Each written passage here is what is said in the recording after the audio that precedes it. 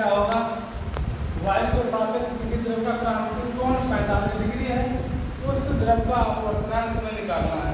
क्या करेंगे, तो वायु के सापेक्ष द्रव का अपवर्तनांक कितना है, वायु के सापेक्ष द्रव का अपवर्तनांक कितना हो जाएगा,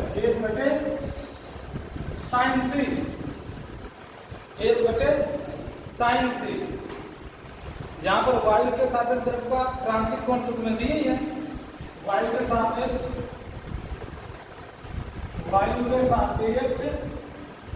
द्रव का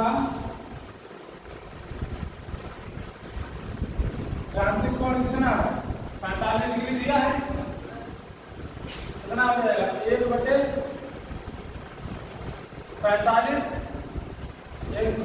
sin 45 की वैल्यू कितनी हो जाएगी, 1/√2, बटे के बटे में जो होता है वो जाता है ऊपर, तो √2 हो गया, आंसर कितना हो जाएगा, √2, आंसर कितना हो गया, तो उस द्रव का अपवर्तनांक कितना हो गया, √2। और ये याद रखना है कि अगर अपवर्तन कोण और अपवर्तनांक दोनों कोण, अगर अपवर्तन कोण sin i है, अपवर्तन कोण i है और अपवर्तनांक कोण r है, तो ये एक नियतांक होते हैं। मतलब sin i बटे sin r बराबर क्या हो जाएगा, नियतांक, एक इनका नियत अनुपात होता है, ये हो जाएंगे नियतांक। अगर मुझे परावर्तन के जो नियम है, परावर्तन अपवर्तन के दो नियमों में ये दूसरा नियम है।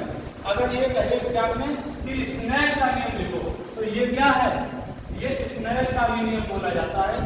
स्नेल के साइंटिस्ट थे, उन्होंने ये नियम दिया था, तो इसे स्नेल का नियम भी कहते हैं। समझ गए, वायु के सापेक्ष किसी द्रव का क्रांतिक कोण 45 है, 60 डिग्री दे दे, 90 दे दे, 30 दे दे, आपको कुछ नहीं करना है, उस द्रव का अपवर्तनांक ज्ञात करना है।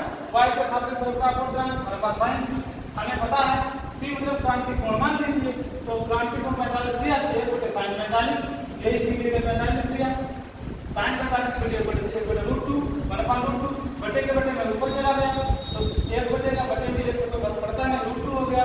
और ये इसलिए दे दिया ताकि तुम्हें याद रहे, अगर अपवर्तन और अपवर्तनांक जो कोण है, एक i है एक r है, तो sin i बटे sin r, यानी कि एक निश्चित अनुपात में होगा, एक नियतांक हो जाएगा। यही स्नेल का नियम है। समझ में आ गया, कोई डाउट तो